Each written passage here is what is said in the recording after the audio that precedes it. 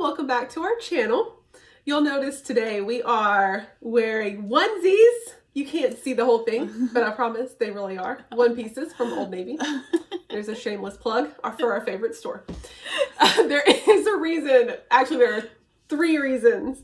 One reason is that we are almost to Christmas and we love cozy Christmas jammies. Yes. 2 is because we just really wanted to be comfortable. But 3 is because we're going to talk about how to kick writer's block's ass today. And a big part of what we're going to talk about with that is relaxing and not taking everything so seriously. Number 1, like Rachel said, relax. Walk away. Sometimes you just need to let it sit for a minute and you'll come back refreshed and ready to go. This, for Wattpad writers, is why we suggest you never publish as you write, because writer's block is a bitch and it messes with your update schedule. So make sure that you have some chapters kind of hidden off onto the side in your drafts. So when this moment comes and you need to step away, whether it be for a week or 2, you can do it without messing up your update schedule and having a whole bunch of really disappointed readers. Number 2 is my favorite thing to do, which is talk it out with someone. You are my someone. That's who I'm going to talk it out with, because we're either writing a story together or, writing a story together. Because usually we're hanging out while we're writing.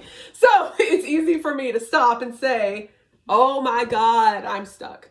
I need you to listen to this and help me figure out where to go from here. Yeah. You can talk to anybody that you feel comfortable with. It doesn't have to be another writer. It could be anybody who you think might have a good idea or think cares about you and your story enough to really dig in and try to help you. It just helps sometimes to hear the idea roll off your tongue, gets it flowing, gets everything kind of rolling again. It's really helpful. If you don't do that already, you really should. Yeah, and I noticed that when I do this, it isn't so much that I'm getting feedback from people, but just hearing me say it out loud, I'm like, oh my gosh, I know what I need to do next. Number 3 is, if you're stuck and you know where you need to go, which is usually what happens with me, I know what needs to happen next, but I seem to not be able to segue into it really well, and it blocks me. Go ahead and write what you know, and then go back into it. Sometimes you'll find out as you're backing into it, oh, now I get where this should have gone. So you're kind of just writing what needs to happen and then closing that gap between it. Sometimes it's so simple that it ends up being 2 sentences because you're kind of realize that you're putting filler in there. Number 4, do something mundane. This works like almost every time for me and for you too. Fold your laundry, walk your dog, go for a drive, go get something to eat, wash the dishes, whatever. Do something that's just like every day and just wait for it to come to you. I know that sounds kind of lame, but it really works. Taking a shower is primo think time. In fact, I gotta find this thing. I gotta find it and send it to you. I found the coolest thing at Books A Million. It's like a waterproof brainstorming notepad that you can like hang on the wall of the shower. So when you think of something, you can write it down and you won't forget. Number 5 is, you need to feed your creativity. I know we talked about it in previous videos where people kind of get into this place where they're scared to read while they're writing, especially something that is similar to what they're writing. So if they're writing a dystopian, they don't want to read a dystopian. But I'm going to tell you, to read a dystopian, you need to go and feed your creativity. And sometimes there are stories that inspire us. Something I just heard Victoria Aveyard, the author of Red Queen, talk about. She gave up on one point on Red Queen, and I think she said it was her dad and her best friend reading. And she's just kind of in this down place with it and didn't know where to go. And she went and she read Catching Fire. And that inspired her and just got her creative juices going. And she went back and she finished the book. There are stories that I've written, namely Affliction, which was actually inspired by another story that I'd read. And it was a zombie book. And I was like, I can do this and write this really great love story in this and have a lot of relevant content to what's going on in the world. And I want to do this. So do not steer away from reading. That is the best way to get your creative juices going.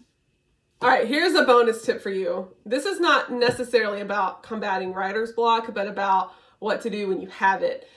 Don't give up writing. Continue the habit of writing every day. Don't leave your manuscript for weeks. I did that with Shadow and Stars when my grandmother passed away. I didn't even look at it for like 2 or 3 weeks. And I was so scared to go back to it because I was afraid that I had lost it and that I wasn't going to be able to finish it. But then when I picked it back up, luckily, I had the motivation to finish it, and I still, felt passionately about it. You helped me with that though. Like, you were there to motivate me, and you got to finish this story. It's, everybody wants to read it. It's great. You got to finish it. If you're one of those people who doesn't have anyone around them to motivate, maybe you're a secret writer. A lot of people are secret writers. I mean, I guess I started out as a secret writer, but own that shit. It would be really easy to just forget it. So don't write a new chapter. If you're having writer's block, don't force it, but at least go back and read over it, touch it in some way so that you don't disconnect from it. Editing is such a great way to kind of get over some writer's block, because a lot of times you don't remember that you had this great concept at the beginning of the story that you kind of still need to, it has loose ends all over the place, and by tying up that loose end, it's moving your story forward. So there you have it. It's a short video, 5 things to help you kick writer's block's ass. We hope that these work for you. I'm telling you, go take a shower. If you want to read our newest story, that's the one I want to plug right now, because y'all have got to read it. We love it so much. Spellbound. Go to Crystal and Felicity on Wattpad. And if you like this video, don't forget to give it a thumbs up, subscribe, and hit the notification bell so you don't miss an update every Friday. And as always, write what you love.